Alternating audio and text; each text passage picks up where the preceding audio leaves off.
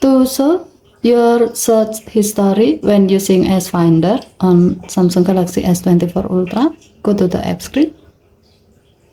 Tap the search bar at the top of the screen. Tap more icon or three vertical dot icon at the right side of the search bar. And then tap setting. Next, tap the gray on offset next to show search history until the switch turns blue to turn it on. To see how it works, tap the back key. As you can see, now your phone will show your search history below the search bar. If needed, you can tap one of your search history to search it again using S Finder.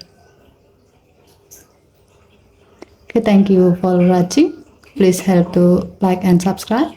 Have a nice day.